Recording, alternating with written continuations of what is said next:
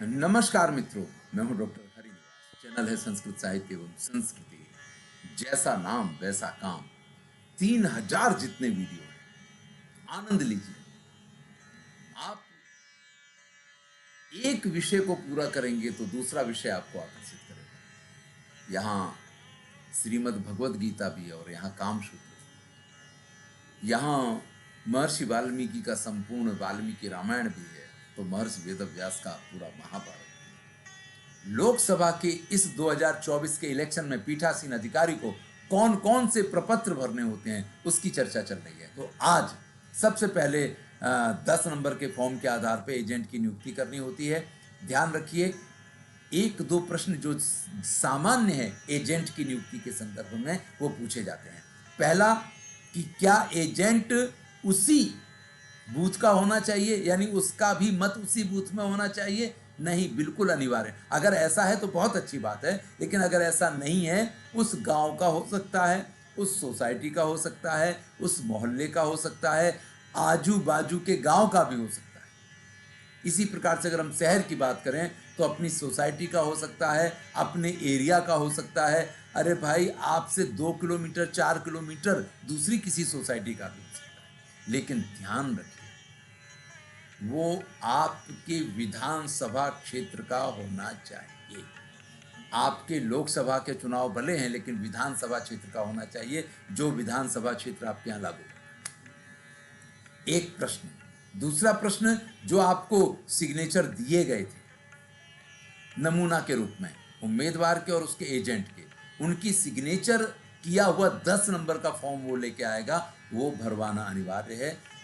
उसका I card आप check करेंगे और इसके साथ उसके पास उसका एपिक कार्ड, यानी इलेक्शन आईडी कार्ड, जिसको आप इलेक्शन कार्ड कहते हैं, जिसको आप वोटर कार्ड कहते हैं, वो कार्ड उसके पास होना चाहिए। ये जरूरी है। चलिए, एजेंट की नियुक्ति हो गई है। पहला काम होता है चुनाव के दिन मॉक पोल। देखिए, मॉक पोल आपने जो किया, जैसे किया, वीवीपैट में से सब कुछ मिल जाएगा, सब कुछ सही सलामत हुआ, लेकिन फॉर्म भरने में जरा सी भी गफलत की, जरा सी भी गड़बड़ हुई, समझ लीजिएगा कि आपकी सारी किए धरे पे पानी फिर जाएगा। तो इस मोकपोल के प्रमाण पत्र को अवश्य तैयार करना सीखें।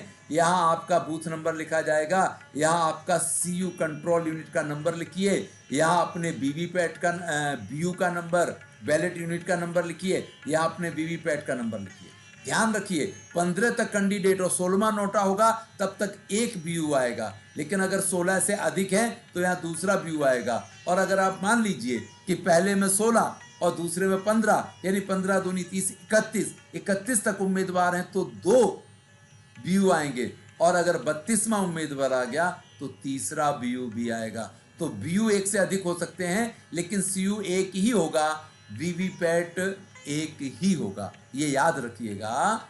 तो यहाँ पे आपको उनकी संख्या लिखनी है, जो उनके नंबर होते हैं वो लिखने हैं। इसके बाद जो है, ये बड़ा महत्वपूर्ण है, इसका तीसरा कॉलम।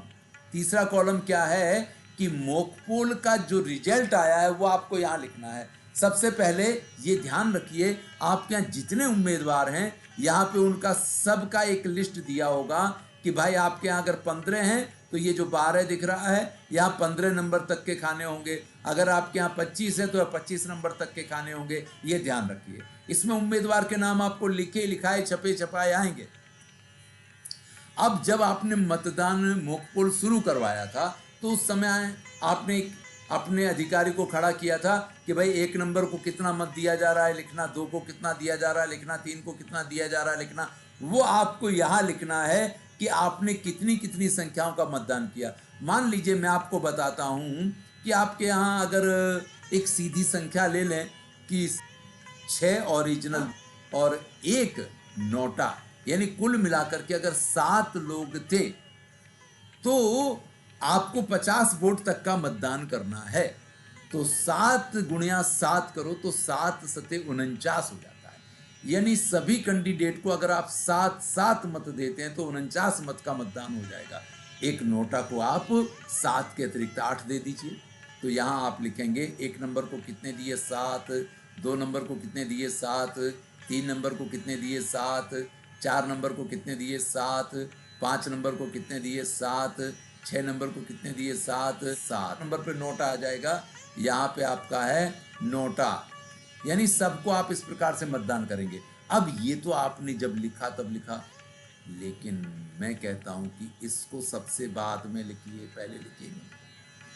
आप अपना कंट्रोल यूनिट सीयू जांचिए, सीयू का रिजल्ट बटन दबाएंगे क्लोज करने के बाद, उसमें जो मत आए हों उनको यहां लिखिए भाई 1 नंबर को, क्योंकि कई बार होता है कि लिखने वाला अलग है, मत देने वाला अलग है। मत देने वाले ने 1 नंबर की जगह 2 नंबर का बटन दबाया, आप वहां लिख रहे हैं 1 नंबर, यहां दब गया बटन 2 नंबर का, तो निकलेगा 2 नंबर में। तो सबसे पहले सीयू देखिए कि सीयू में किसको कितने मत दिए गए।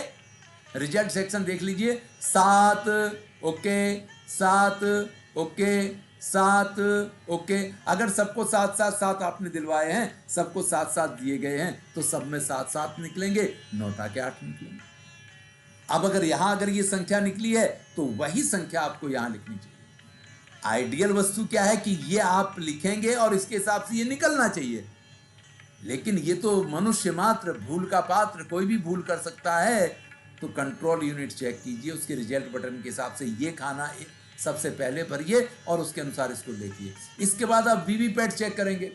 देखिए सुबह सुबह इतना समय नहीं होता है कि आप एक एक चीज़ चेक करने बैठें। अगर आप चेक करने का टाइम नहीं है तो जो यहाँ निकला है वही यहाँ लिख दीजिए, रेडी। जो वहाँ था वही यहाँ लिखा जाएगा। अगर इन तीनों कॉलम की संख्या 1 2 3, इन तीनों कॉलम की संख्या बराबर है तो आप यहाँ लिखेंगे हाँ, और अगर कहीं आपने गड़बड़ लिखा है तो आप यहाँ लिखेंगे ना। तो भैया अगर आपने यहाँ पे ना लिखा तो आपका सारा किया धरा जो है वो मिट्टी हो गया। इसलिए यहाँ ना नहीं लिखा जा सकता है, यहाँ जब भी लिखा जाएगा हाँ ही लिखा जाएगा, और हाँ लिखेंगे तो ही आपका मोक पोल बराबर हुआ माना जाएगा, और मोक पोल बराबर है तो ही आपका मतदान बराबर माना जाएगा। अगर यहाँ किसी भी जगह पे यहाँ 7 और यहाँ 6 हो गया, यहाँ 7 यहाँ 6 हो गया, तो मान लीजिएगा कि आपका पूरा दिन की मेहनत बेकार है। और ये मोक पोल सर्टिफिकेट इसलिए भरने में बहुत ख्याल रखना है। ध्यान रखिएगा, यहाँ जितने उम्मीदवार हैं उनके नाम आपको लिखे हुए मिलेंगे। पहले कंट्रोल यूनिट का रिजल्ट बटन दबा करके देख लीजिए किसको कितने मत मिले हुए हैं। उसी प्रकार से वीवीपैट वाले खाने में से स्लिप निकलेंगी तो उसी हिसाब से स्लिप के नंबर लिखिए, और आपने सबको मत भी उसी हिसाब से दिए थे इस प्रकार से, और अंतिम खाने में सबके सामने आपको हाँ लिखना है। अब ये प्रमाण पत्र आपने तैयार कर दिया। यहाँ पे कुछ बातें हैं जो मोक पोल से संबंधित हैं, जो मोक पोल के समय मैंने आपको कही थी कि आपने मोक पोल शुरू किया उससे पहले आपके यहाँ 2 एजेंट हाजिर थे, नहीं थे। अगर एक ही एजेंट था तो आपने अपने सेक्टर ऑफिस को बताया था। वहाँ अगर कोई आपके यहाँ माइक्रो ऑब्जर्वर था तो उसको आपने बताया था, उसको बुलाया था। आपके यहाँ अगर कैमरामैन हो, कैमरामैन को रिकॉर्डिंग करने के लिए बोला था।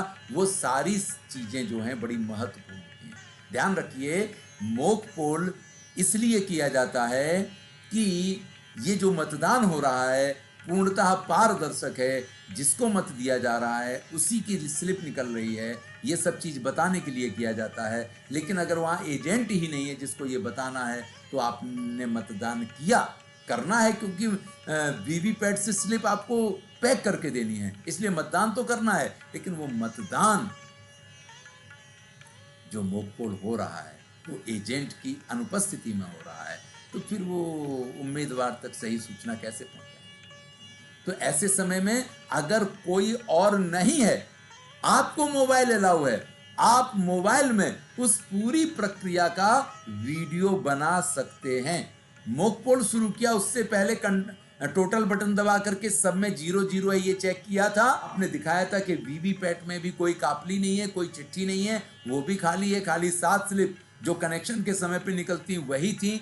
ये सारी चीजें आपने उसको चेक कराई थी। मोक पोल पूरा होने के बाद क्लोज बटन दबा के अब कोई मतदान इसमें नहीं किया जा सकता, ये आपने बताया था। यहाँ जो आपके यहाँ मतदान एजेंट आया है वो यहाँ पे अपना नाम लिखेगा। जिस पक्ष का है, बीजेपी है तो बीजेपी, बीएसपी है तो बीएसपी, एसपी है तो एसपी, कांग्रेस है तो कांग्रेस, अपनी पार्टी का नाम लिखेगा। और जिस उम्मीदवार के बिहाफ वो आया है उस उम्मीदवार का नाम लिखेगा और यहाँ पे अपनी सिग्नेचर करेगा। ये कॉलम आपको उनके पास से भरवाना है और ये पूरा प्रक्रिया पूरी हो जाए, डेट और टाइम लिख करके अपनी गोल्ड सील मार करके यहाँ अपनी सिग्नेचर कर दीजिए। ये आपका मॉक पोल सर्टिफिकेट तैयार हो गया है। ध्यान रखिएगा, ये मॉक पोल प्रमाण पत्र जो है वो आपको 2 कॉपी में भरना है। इसकी 2 कॉपी बनानी है। पहली कॉपी सुबह में ही आपके जोनल ऑफिसर पहले राउंड पे जब आएंगे तो आपके पास से लेके चले जाएंगे मतदान शुरू होने के बाद, और दूसरी कॉपी आपको जमा करवानी है। इसको अच्छी तरीके से याद रखिएगा, इसलिए इसके 2 कॉपियां बनानी है। फिर से एक बार कह रहा हूं, मॉक पोल में रखने वाली सारी सावधानियां रखनी बहुत जरूरी हैं। जब मॉक पोल किया जाता है तो उससे पहले एजेंट का पहुंच जाना जरूरी है। एजेंट नहीं होता है, सेक्टर ऑफिसर को बताना जरूरी होता है। सेक्टर ऑफिसर भी आपकी बात सुन के अगर हाजिर ना रह पाए तो लास्ट में अब तो सुविधा है कि वीडियोग्राफर हो तो उससे वीडियोग्राफी करवाइए, नहीं तो आप स्वयं वीडियोग्राफी अपने मोबाइल से कर सकते हैं। ये किसी ट्रेनिंग में आपको ये सूचना कोई नहीं देगा, ये बात सिर्फ मैं आपको बता रहा हूँ, क्योंकि वो वीडियो जो है अगर कभी भी कोई बात आती है कि आपने मॉक पोल नहीं किया या आपने जो किया था वो आपने मनमानी से किया था, एजेंट नहीं थे, तो आप एजेंटों को भी दिखा सकते हैं कि देखो भैया हमने ये पूरी कामगिरी की थी, अब सिग्नेचर कर दो यहाँ पे, तो वो भी सिग्नेचर करने में मना नहीं करेंगे। मॉक पोल यानी सबकी हाजिरी में सबको दिखा करके, यहाँ किसी भी प्रकार की गुप्तता का कोई कारण नहीं होता है, इसलिए उसकी वीडियोग्राफी करने में कोई दिक्कत नहीं है। मॉक पोल की 4 सबसे महत्वपूर्ण।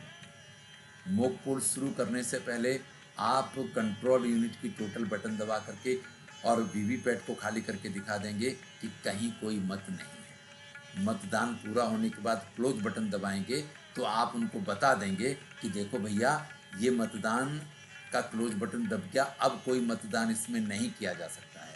तीसरी चीज, जिस समय मतदान चल रहा है, जिसके नाम की बटन दबाई जा रही है उसके सामने की लाइट हो रही है, उसी के नाम की स्लिप निकल रही है, और सबसे बड़ी बात यह है कि बीप का आवाज आ रहा है या नहीं आ रहा, ये भी आपको चेक कर लेना है। और चौथी चीज जो है, क्लोज बटन के बाद रिजल्ट बटन दबा करके कंट्रोल यूनिट का रिजल्ट आप लिखेंगे और वो रिजल्ट के अनुसार ही आप पूरा सर्टिफिकेट तैयार करेंगे। आपके पूरे दिन की जो 50% कामगिरी है यहाँ आकर के पूरी हो जाती है। चुनाव से संबंधित 50% कामगिरी आपका मॉक पोल पूरा हो गया, वहाँ पूरी हो जाती है। धन्यवाद।